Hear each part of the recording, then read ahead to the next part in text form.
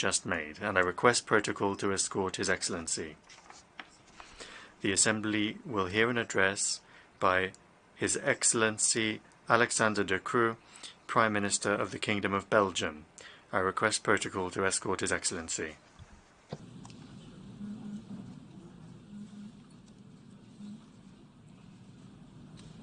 J'ai le plaisir de souhaiter la bienvenue.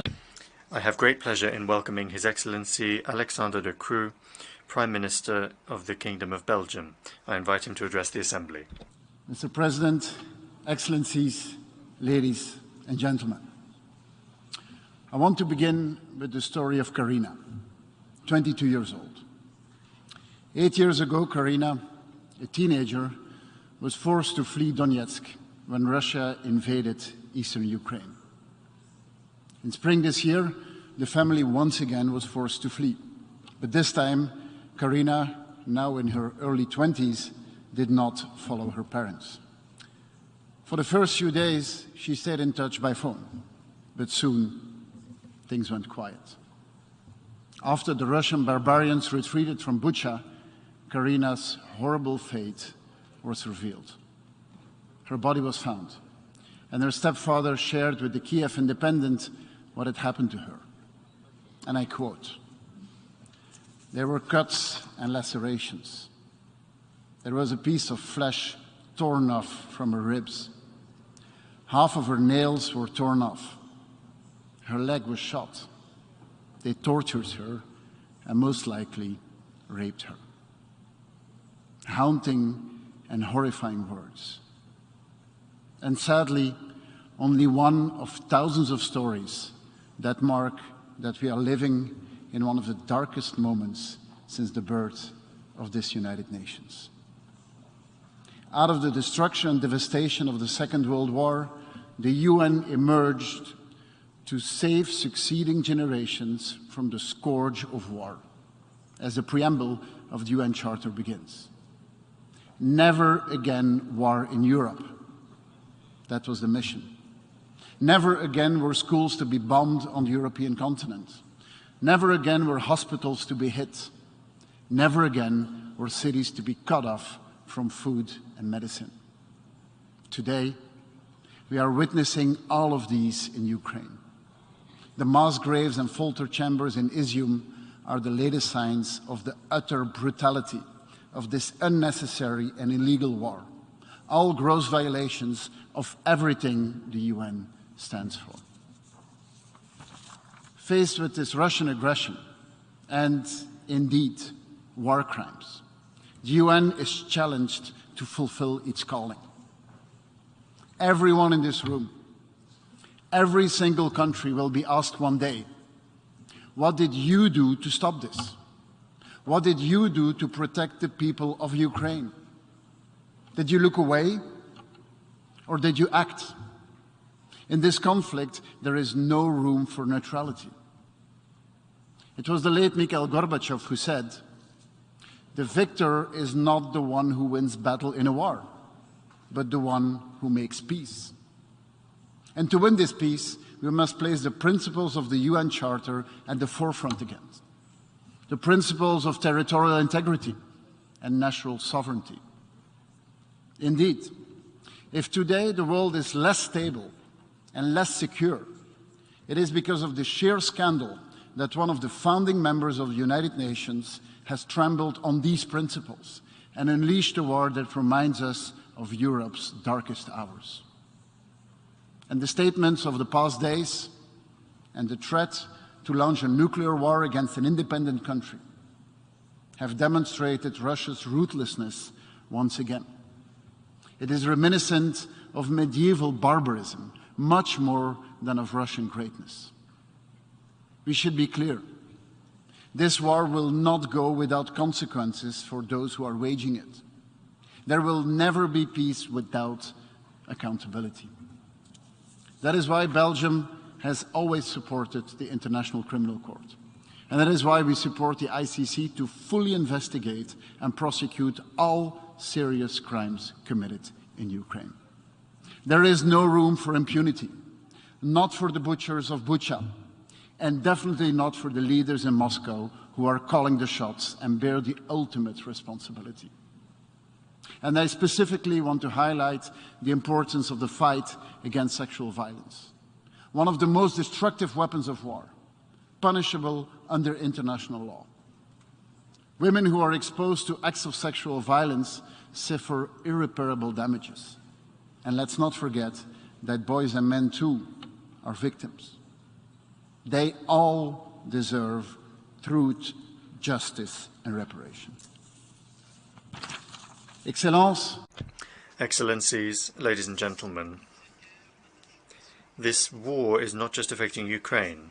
It is sowing instability, famine, and poverty all around the world. We've all seen the images of blockaded Ukrainian ports, bombed grain silos, and even pillaged Ukrainian grain. The images speak for themselves. They speak of chaos brought by Russia and Russia alone, which is jeopardizing the lives of hundreds of millions of people in Africa, in Asia, and in Latin America. As though the COVID-19 pandemic weren't enough. In the midst of this chaos, the Black Sea Grain Initiative, signed in July in Istanbul, looked like a ray of hope. It demonstrated the convening power of the United Nations, and I would in particular like to thank UN Secretary-General Antonio Guterres and Turkey for having made this agreement possible. I would also like to commend the positive role played by the African Union, whose leadership and mediation were fundamental in reaching this agreement. We, European countries, spared no effort to address this food crisis. We have maintained the export of foodstuffs. We are helping Ukraine through solidarity corridors, and we are providing emergency assistance to the most vulnerable in the worst affected regions. Belgium has considerably increased its humanitarian budget in recent years and will continue to work hand in hand with its humanitarian partners to meet the most pressing needs. And yes, this food crisis is forcing us to look at the structural weaknesses in our agro-food systems. If we want to keep our promise and reach the goal of zero hunger by 2030, our second sustainable development goal, we must put in place sustainable and resilient food systems, systems which combine traditional knowledge of local farmers with scientific knowledge produced through research and innovation. This food crisis, the Russian war, is also causing a deep energy crisis with global fallout. People, also in Belgium, have difficulties to pay their bills. Small businesses are forced to pause because of spiking energy prices, and workers are losing their jobs. How should we deal with this? First, we must continue to support our families and businesses. That is why the Belgian government is releasing unprecedented support plans. After all we've done to cope with the impact of the COVID-19 pandemic, once again, we stand ready to protect our people. We are not leaving anyone behind. But that is only part of the answer. We should also be honest.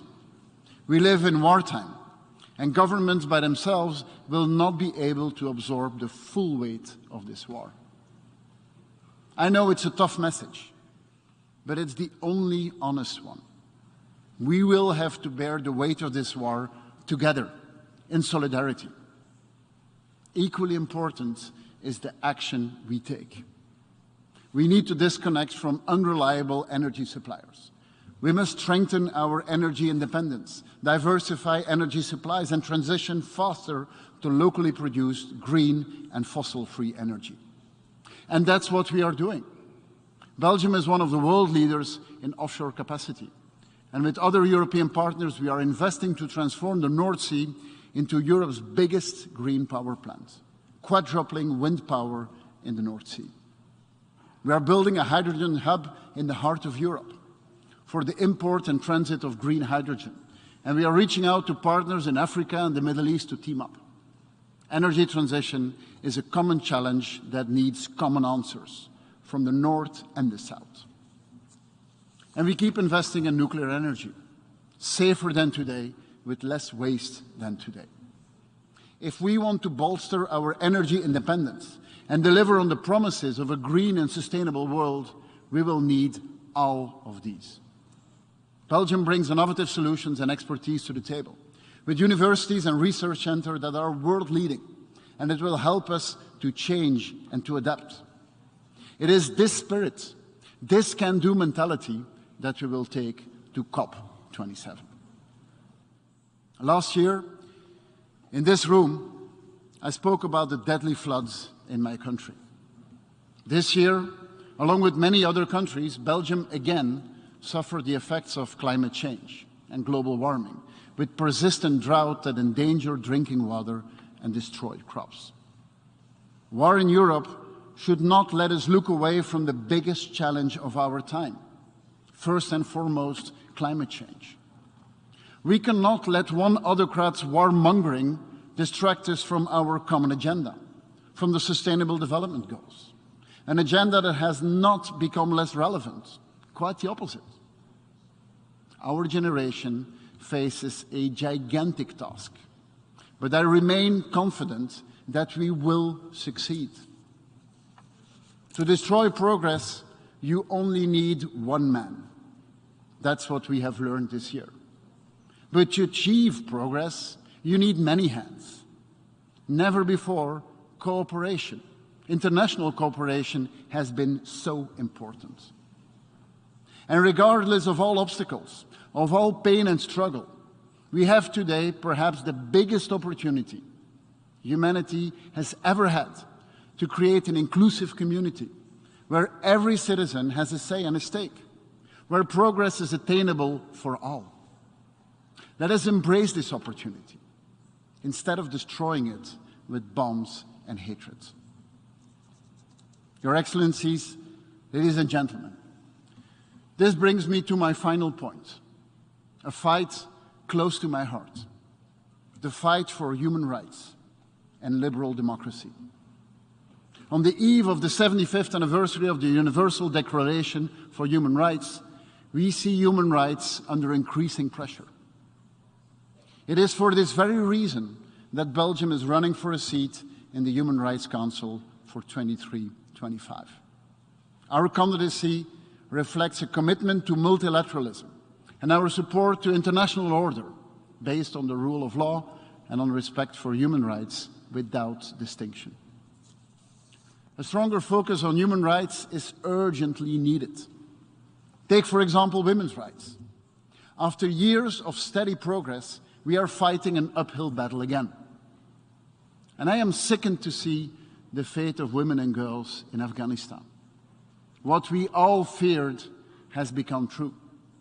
Despite all the promises, Afghan women and girls have been systematically excluded from public life over the last years. Girls are no longer allowed to go to school. They are forced to get married at an age when children should still be playing with their friends. Their mothers no longer allowed to go to work. But as one young Afghan woman wrote, "I am heartbroken, but hopeful. When this woman, whose rights are being crushed, does not give up, then we too, we must keep fighting. For going to school is not a privilege, it is a right for each and every child, for boys and girls." The Transforming Education Summit was a clear reminder that we must continue to fight for accessibility and quality of education for all.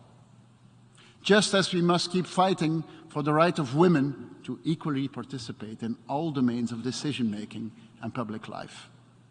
There will never be sustainable stability, let alone peace, when women are forced to take the back seat. Not only human rights are under pressure, democracy itself is targeted. The Russian bombs and missiles directed towards the people of Ukraine are also aimed at causing conflict in other countries. Just recently, it was exposed that Russia has spent $300 million to influence foreign officials, to replace their free will by Russia's will, their own interest by Russia's interests. A new form of colonization. In Africa, for example, Ever more countries are becoming a target and a victim, like the Sahel or in Central Africa. And I want to be clear to our partners, we will remain on your side. But also in Europe, where Putin is financing his puppets to carry out his agenda of division, mistrust, and unrest, organizing disinformation campaigns, cyber attacks, and illegal interference in free elections. It should be clear, we will not back down on democratic principles and individual rights. We will not allow Russian Trojan horses to undermine our democracies with disinformation and with fear. When the fight for democracy is to be fought, we will and we shall stand up. Mr. President, a founding member of the United Nations, a permanent member of the UN Security Council is waging a hybrid war on the international community. We cannot stand by. We cannot look away. We must protect the people of Ukraine. We must do everything we can to help Ukraine win this war. And we will. We will also protect our own people who are struggling to heat their homes and pay their bills. And we will work hand in hand with the Global South. That is our mission today. For millions of people all over the world, the United Nations remain a beacon of hope, not least for the younger generation. Let us respond to their call and let us act. People are counting on us. I thank you.